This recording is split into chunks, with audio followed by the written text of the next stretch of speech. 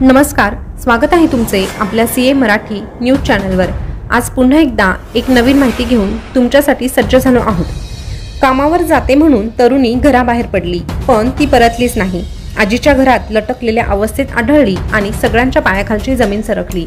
पण ही घटना नेमकं कुठे घडली, कशी घडली आणि का घडली हे सविस्तररित्या जाणून घेण्यासाठी आत्ताच आपल्या सीए मराठी न्यूज चॅनलला सबस्क्राइब करा आणि शेजारचं बेल बटन प्रेस करून ठेवा, जेणेकरून नवीन आलेली अपडेट सगळ्यात अगोदर तुमच्यापर्यंत पोहोचेल।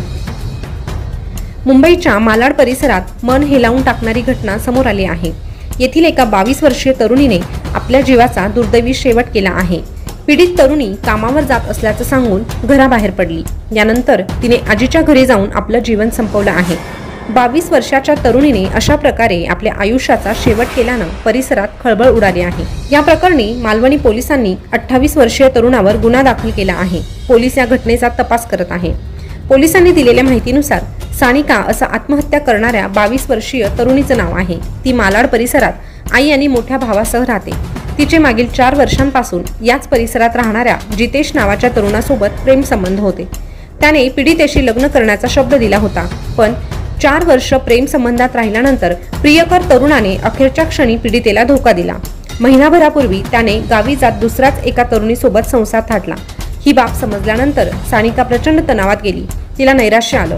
तिने एकटं राहायला सुरुवात केली होती। घटनेच्या दिवशी 10 फेब्रुवारीला ती कामावर जाते असं सांगून घरातून बाहेर पडली, पण ती कामावर न पोहोचता थेट आजीच्या घरी गेली। आजीच्या फ्लॅटमध्ये कुणीच राहत नव्हतं। याच ठिकाणी पीडितेनं 10 फेब्रुवारीला रात्री 9 वाजता सिलिंग फॅनला ओढणीच्या साहाय्याने गळफास लावून आत्महत्या केली। रात्री उशिरा मुलगी घरी परत न आल्याने घरच्यांनी तिची शोधाशोध केली। आजीच्या घरी शोध घेतला असता तरुणी गळफास घेतलेल्या अवस्थेत आढळली। हा प्रकार उघडकीस आल्यानंतर पोलिसांनी 28 वर्षीय प्रियकरावर गुन्हा दाखल केला आहे।